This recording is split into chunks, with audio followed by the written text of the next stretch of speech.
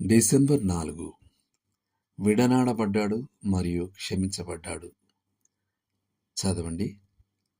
తిమోతికి రాసిన 2వ పత్రిక 4వ అధ్యాయం 9 నుండి 22 వరకు.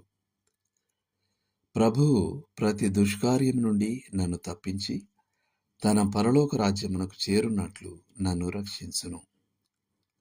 తిమోతికి రాసిన 2వ పత్రిక 4వ అధ్యాయం 18వ వచనం. పౌలు కొరింథులో నిరుత్సాహపడినప్పుడు ప్రభువు అతని వద్దకు వచ్చి అతన్ని ప్రోత్సహించాడు. అపోస్తలుల కార్యములు 18వ అధ్యాయం 9 నుండి 11 వరకు. అతడు యెరూషలేములో అరెస్ట్ అయిన తర్వాత పౌలును మళ్ళీ ప్రభువు దర్శించి ప్రోత్సహించాడు. అపోస్తలుల కార్యములు 23:11.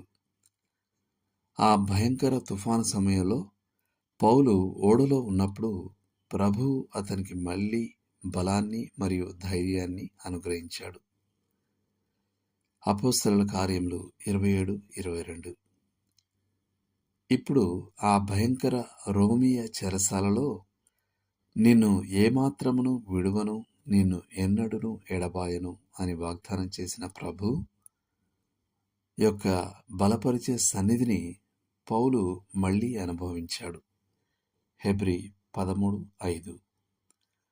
అయితే పౌలు యొక్క ఆందోళన తన సొంత భద్రత లేదా సౌఖ్యం గురించి కాదు అని గమనించండి.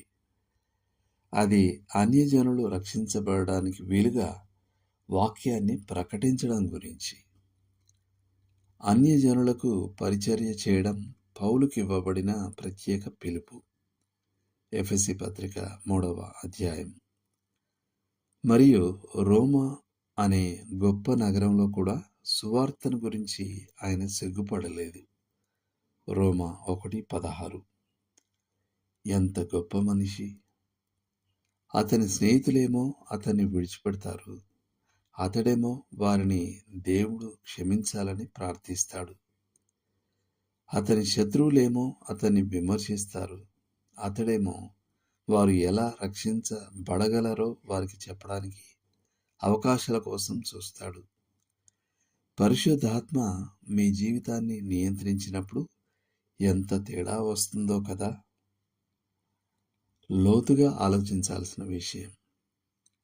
స్నేహితులు మిమ్మల్ని విడిచిపెట్టినప్పుడు మీరు సాధారణంగా ఎలా స్పందిస్తారు?